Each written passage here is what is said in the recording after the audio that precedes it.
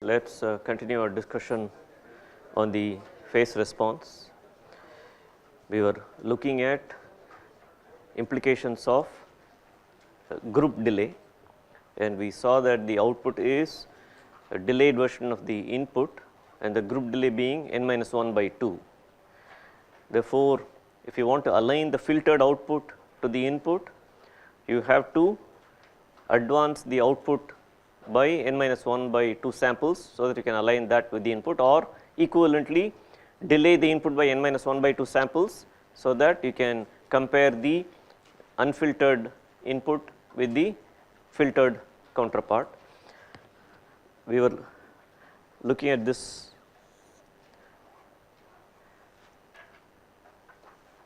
averaging example. Suppose you had an input sequence like this, and if you want to filter it, if you want to average it by say 5 samples,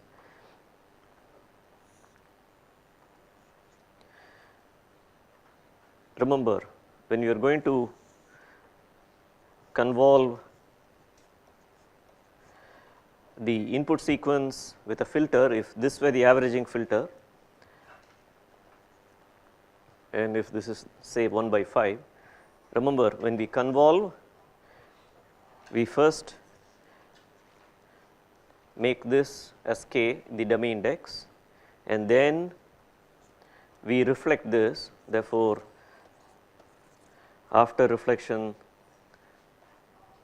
this becomes like this, and then we shift it. When we shift this, the original origin sequence point becomes n. So, this was what we had mentioned when we are doing convolution. Therefore, when you convolve a given sequence with this kind of filter, where we are in this particular case averaging 5 samples,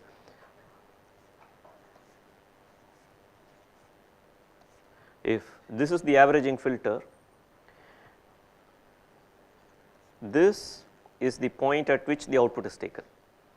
When you do regular convolution, when you convolve this sequence with this 5-point averaging filter,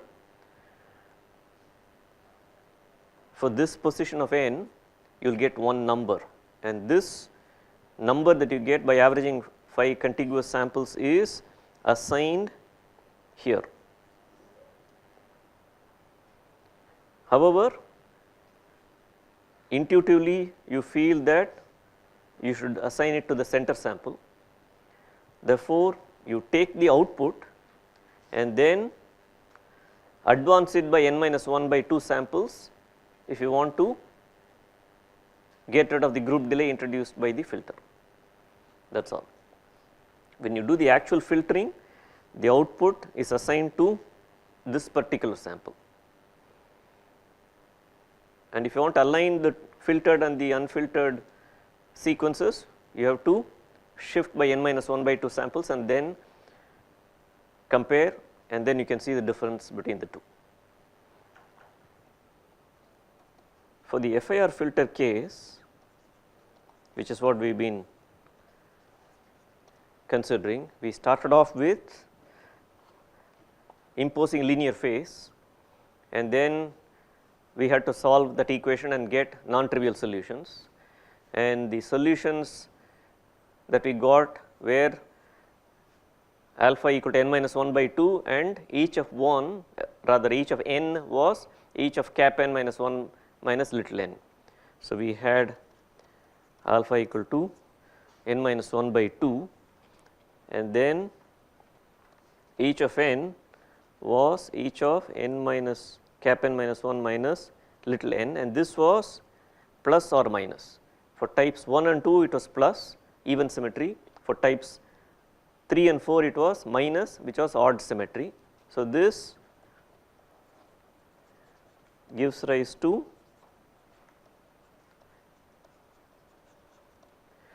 linear phase. So, this is either symmetry or anti-symmetry, and we will in general label both these as symmetry. for this particular context. Again we will make this statement that symmetry is both necessary and sufficient for an FIR filter to have exact linear phase.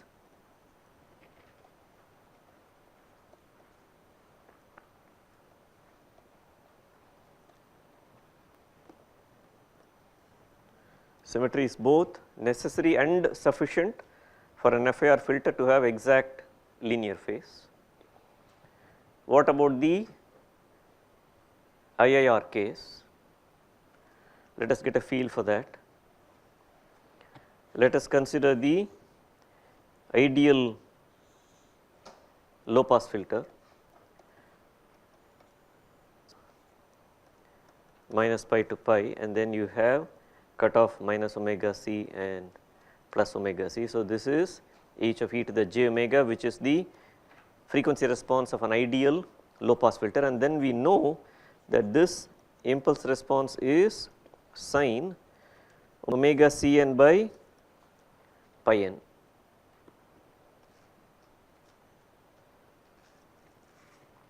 So, this as given here is 0 phase. Now, let us introduce a linear phase term. So, let us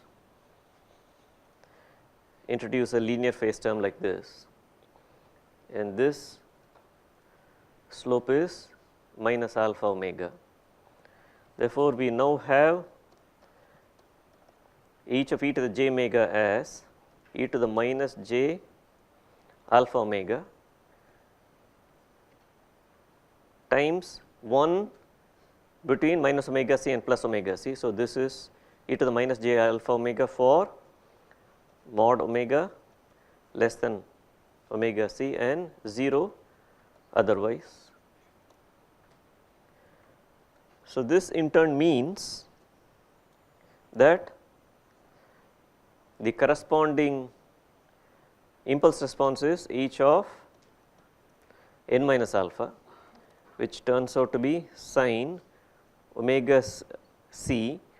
Wherever n is there, we are going to replace n by n minus alpha by pi n, n gets replaced by n minus alpha.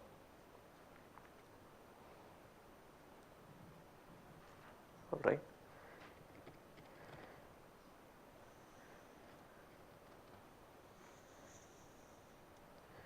What we are about to see is that for the IIR filter case, this clearly is an IIR filter because the impulse response is sin omega c n by pi n, which exists for all n. We will show that for the IIR filter case, you can have linear phase, exact linear phase, and yet not have symmetry. So, in this particular case, the phase is clearly linear because that is the phase term that we have introduced. Therefore, there is no question that about the linearity of this phase term. Now, let us look at the corresponding time domain response. Let me first draw the underlying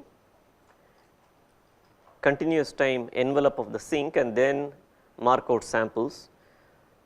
This is for the 0 phase case. So, this is how the samples are, the envelope is. And now, what I am going to do is for the 0 phase case, I am going to plot the samples like this.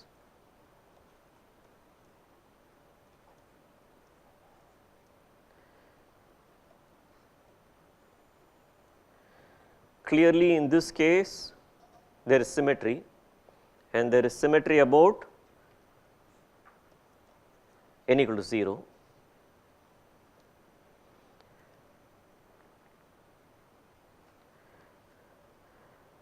And now, if you recall shifting by a fraction, let us now consider a case where alpha is some integer plus fraction, and the interpretation is you shift the underlying continuous time envelope and then resample at the original points. That is the interpretation that we have seen so far. So, now let me take this and then shift it like this, all right.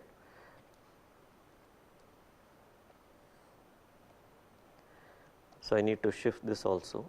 So, now this is the shifted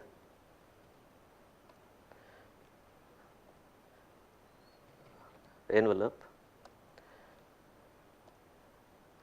and we are going to sample at the original sampling instance, right.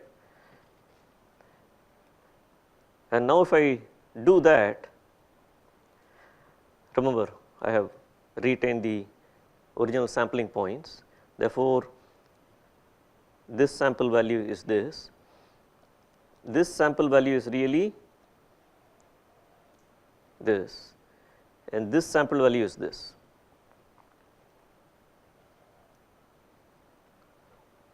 All right. So, this is a rough sketch. In my notes, I will put the exact MATLAB plot. And now, if you look at these samples, clearly they are not symmetric. All right. They are not symmetric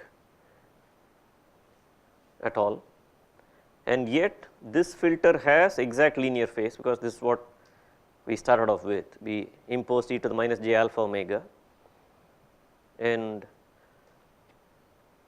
this filter is linear phase IIR, and yet does not possess symmetry. Therefore, this is an example of the case where you can have an IIR filter with linear phase, but without symmetry, and hence symmetry is sufficient, but not necessary for having linear phase in the IIR case.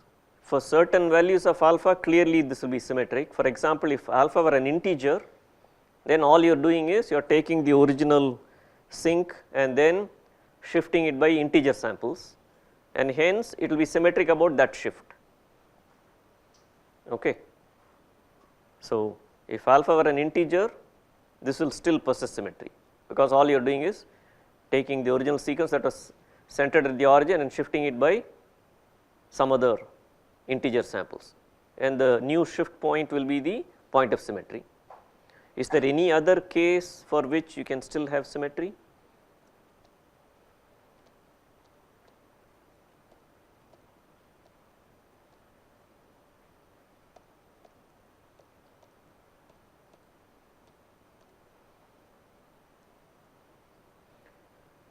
If you, very good.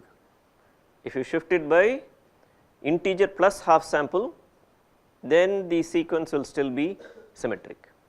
And to illustrate that, if I shift it by half a sample,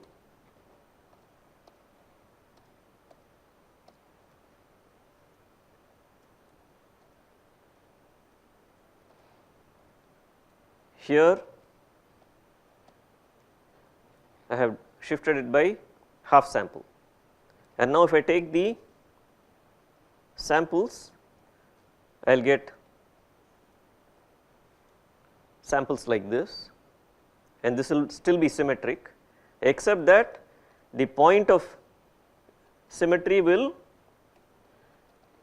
fall exactly in between samples. So, this is similar to what was happening in types 2 and 4, where the point of symmetry was midway between samples. So, for integer or integer plus half, this continues to be symmetric. For all other values of alpha, symmetry is not there, but it, no matter what alpha is, this is linear phase, and this is IIR.